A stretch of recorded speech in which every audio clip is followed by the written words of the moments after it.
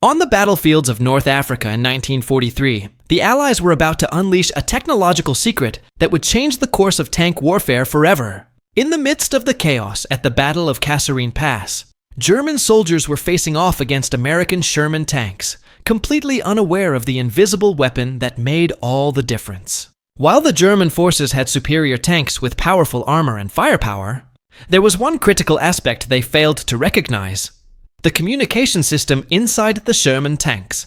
The Germans, accustomed to their radios filled with static and prone to failure, were blindsided by the clarity and precision with which the American tanks communicated.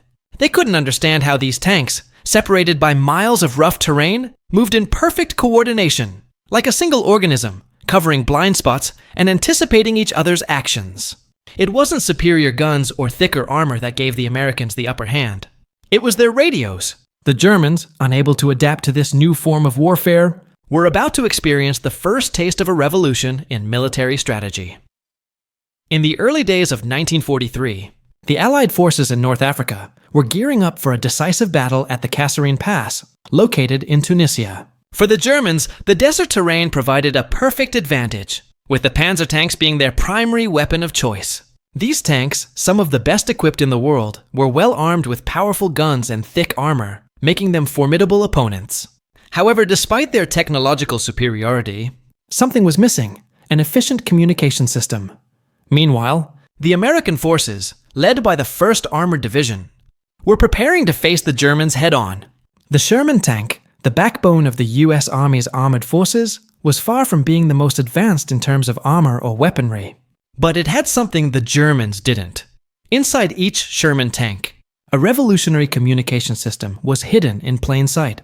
The Germans, with their reliance on visual signals and outdated radio systems, had no idea what was about to happen. Their tanks, like the famed Panzer IV, were equipped with the Fuji 5 radios, which used amplitude modulation, AM technology. These radios were state-of-the-art by the standards of the 1930s, but they had limitations that would prove catastrophic on the battlefield. The Sherman tanks, on the other hand, were equipped with frequency modulation, FM radios. While the Germans still relied on AM radios that were prone to static and interference, the American FM radios were crystal clear and capable of maintaining communication even amidst the chaos of battle.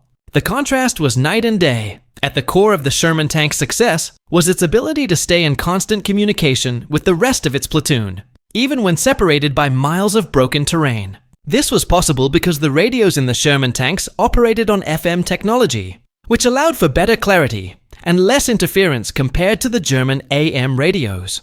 The Americans could coordinate attacks, warn each other of enemy positions, and call for artillery support with unmatched precision.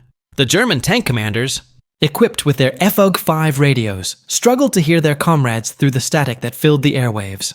The German system was limited in range, with a 10-watt transmitter that could barely reach beyond a few hundred meters when tanks were in motion.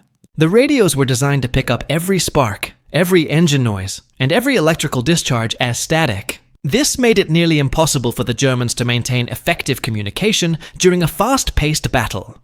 In contrast, the Sherman tanks operated on 25-watt FM radios that could transmit and receive over much greater distances.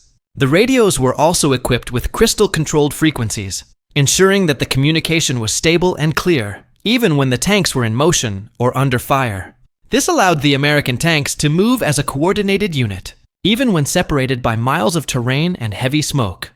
The innovation that allowed the Americans to maintain such an advantage was the SCR-508 radio. Developed by engineers at Motorola, the SCR-508 was a breakthrough in military communications. It was the first radio to use FM technology in a battlefield setting, and it would prove to be a game changer. The radio system was not just about sending and receiving orders. It transformed the way American tank crews could interact with each other. Each Sherman tank was equipped with an SCR-508, which meant that every tank in a platoon could communicate with each other and with the command tank. This allowed for unprecedented coordination, making it possible for tanks to work together as a single, cohesive force rather than as individual units. By contrast, German tanks could only transmit orders from their command vehicles, and even then, the communication was often fraught with static and interference.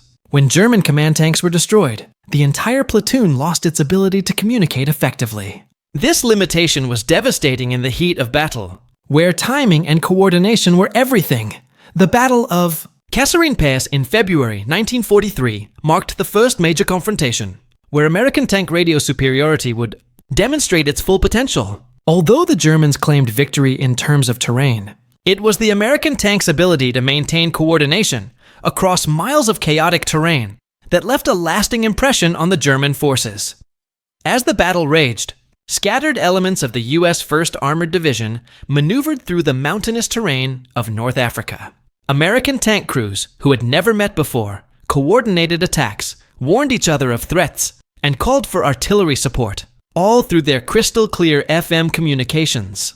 German forces, on the other hand, struggled to maintain effective communication due to their reliance on outdated AM radios, which were ineffective in the fast-paced, dynamic environment of tank combat. The Germans were completely caught off guard. How could the Americans communicate so clearly across vast stretches of land, with no line of sight between their tanks?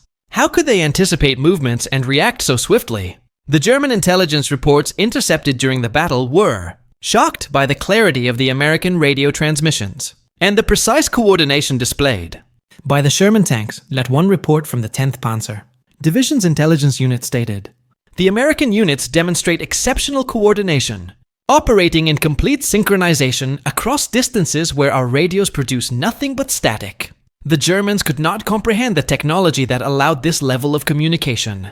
The radios that they thought were state-of-the-art, their FUG-5s, were simply no match for the American FM radios, which allowed tanks to stay connected, even in the harshest conditions.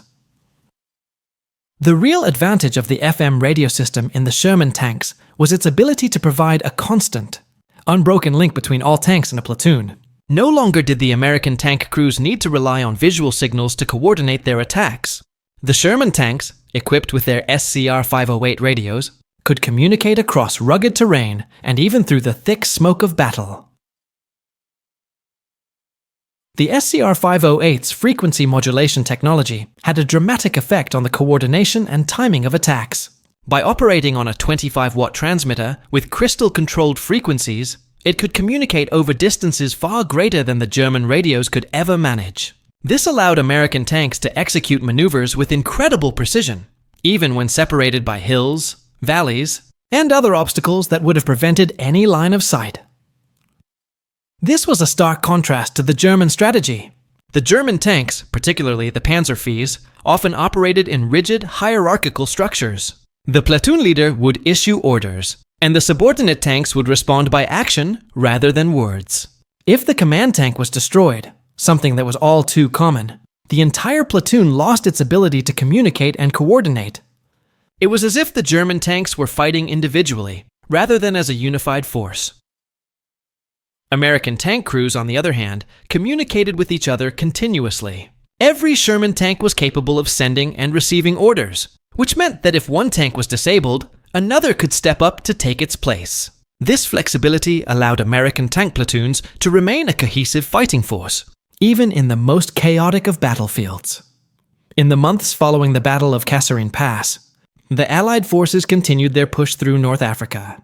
As they advanced into Tunisia and beyond, the Sherman tanks, equipped with the SCR-508 radios, continued to demonstrate their superiority. The radio systems were especially valuable during Operation Torch. The Allied invasion of French North Africa in November 1942. During this operation, the American tanks, for the first time in combat, faced off against the German Afrika Korps, one of the most experienced and battle-hardened armored forces in the world. Despite their expertise and formidable tanks, the Germans struggled to communicate effectively. The Afrika Korps was still relying on the FUG-5 radios, which were prone to static and had limited range. As the battle unfolded, the American tanks, with their FM radios, were able to coordinate movements, report enemy positions, and call for artillery support without missing a beat. Meanwhile, the German forces were often left in the dark, unable to relay crucial information to their comrades. The contrast between the two sides was staggering. The American tanks, despite being outnumbered, maintained superior coordination, and this allowed them to win key engagements, that would otherwise have been lost. It was during these early battles that the Germans began to realize that something was fundamentally different about American tank tactics. While the German tanks were still operating under traditional tactics based on visual contact and rigid communication protocols, the American tanks were able to adapt to the situation on the ground, thanks to their advanced radio systems. This flexibility in communication allowed the Americans to outmaneuver the Germans at every turn, even when the odds were stacked against them. By the time the American forces entered Italy in 1943, they had already demonstrated the decisive power of their radio-equipped Sherman tanks. Despite the mountainous terrain, which should have neutralized any radio advantage, the FM radios continued to prove their worth. The SCR-508 radios were able to handle the complex terrain and multipath interference much better than the German AM radios. While the German tanks struggled to maintain communication over the ridgelines and valleys of Italy, the American tanks coordinated their movements with ease, continuing to push forward despite the challenging conditions. It was clear by this point that radio superiority was more than just a luxury. It was a necessity. The ability to stay connected, to pass information, and to coordinate actions over great distances gave the Americans a battlefield advantage that the Germans couldn't replicate. Every Sherman tank was not just a fighting machine, it was a node in a larger network that included all other American tanks on the battlefield. The battlefield in Italy was just another example of how American tank radio technology outperformed the German systems. Despite being outmatched in terms of armor and firepower, the Sherman tanks, equipped with their advanced radios, were able to outmaneuver and outsmart their enemies, leaving the Germans to fight blind, with their communication systems failing them at every turn. As American forces landed on the beaches of Normandy on June 6, 1944, the technological advantage of their tank radios became even more critical. The scale of the invasion was unprecedented, and maintaining clear, coordinated communication between the tanks and other units was paramount for success. The Sherman tanks, with their SCR-508 radios, demonstrated their full potential on this historic day, providing seamless communication even amidst the chaos of the beachhead. The American tanks, equipped with the same FM radios that had proven effective in North Africa and Italy, were able to coordinate their movements with naval fire support, providing them with the kind of integrated strategy that German forces simply could not replicate. But it wasn't just the radios that made the difference. It was how the radio system allowed the US forces to adapt to the evolving battlefield.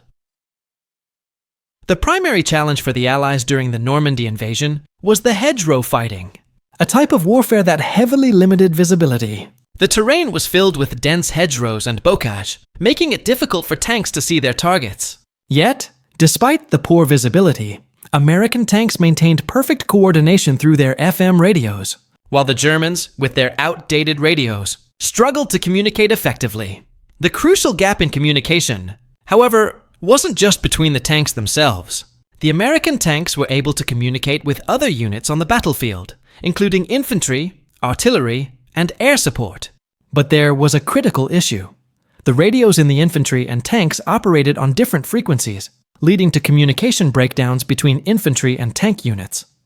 In response, American engineers quickly devised a solution by mounting EE-8 field telephones on the outside of the tanks, allowing direct communication between the tanks and infantry units. This quick fix further revolutionized coordination on the battlefield, turning the tide against the Germans. Later in the war, during the harsh winter of 1944-45, the Allies faced one of the largest and most difficult battles of the war, the Battle of the Bulge. In the Ardennes forest, where visibility was poor and temperatures were freezing, the German forces launched a surprise offensive against the Allied lines. Despite the harsh conditions and the unexpected nature of the attack, the US tank units once again demonstrated the superiority of their radios. In the midst of the brutal fighting, American tanks were able to coordinate and react to the German assault with remarkable speed. The FM radios, with their crystal-clear signals, allowed tank commanders to communicate with each other and with headquarters despite the dense fog of war. German tanks, again, were left isolated, struggling with communication failures as their AM radios were swamped by static and unable to relay vital information across the battlefield. The Battle of the Bulge highlighted the vital importance of communication in warfare, The American tank crews, despite facing some of the most difficult conditions in the war, were able to rely on their superior radios to maintain coordination and respond to threats. This flexibility and adaptability were key to their success. And it is no surprise that the radio systems in the Sherman tanks became a critical factor in the eventual defeat of Nazi Germany. Despite the repeated failures of German communication systems throughout the war, the German military leadership never fully grasped the importance of reliable radio technology in modern tank warfare. While German forces had developed impressive tanks with superior armor and firepower, they were hindered by their inability to adapt to the new reality of battlefield communication. The German military had pioneered the use of radio communication in armored warfare, with figures like Heinz Guderian championing its importance. Yet, by the time the war reached its later stages, the Germans were relying on outdated AM radios that had severe limitations in terms of range and clarity. They continued to focus on tank quality, rather than realizing that the true advantage lay in the ability to communicate effectively across the battlefield. German intelligence reports frequently mentioned American coordination and radio discipline, but often attributed it to superior training or good organization. They failed to recognize the technological gap between their systems and the American radios, and by the time they understood the full extent of the problem, it was too late. German forces continued to rely on radios that could barely transmit over short distances, while American tank platoons were operating as highly coordinated units, able to communicate seamlessly across the battlefield. As the war drew to a close, the true impact of American radio superiority became evident. The Sherman tanks, equipped with their FM radios, were able to coordinate and execute complex maneuvers with precision, even when facing some of the most formidable tank divisions in the world. The German panzer divisions, despite their superior armor and firepower, could not adapt to the American communication revolution, and this inability to communicate effectively proved to be a decisive factor in their defeat. By the end of World War II, the U.S. Army had produced over 50,000 SCR-500 weight radios, ensuring that every Sherman tank had access to the most advanced communication technology available. This level of production and deployment was unmatched by any other nation, and it marked a significant shift in the way wars would be fought in the future. The lessons learned from the American tank radio superiority would shape military strategy in the years to come. The ability to coordinate and communicate across vast distances became a key factor in the success of modern warfare, and it was the foundation for the development of network-centric warfare strategies in the 21st century.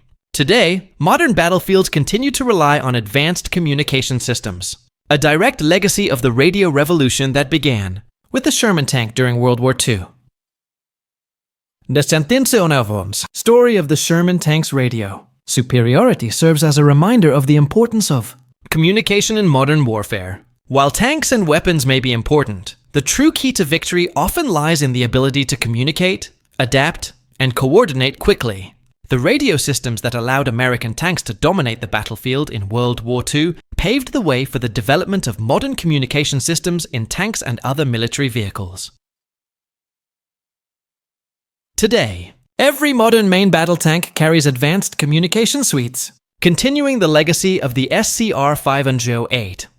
The lessons learned from the Sherman tank's radio superiority continue to shape the way we approach warfare today, and the importance of connectivity and information dominance has only grown as technology continues to advance. In the end, it wasn't the thick armor or the powerful guns that gave the Sherman tank its edge. It was the ability to fight as a coordinated, unified force. The American forces, with their superior communication systems, demonstrated that in the modern battlefield, the side with the best communication would emerge victorious. And that, ultimately, was the secret weapon that led to the Allied victory in World War II.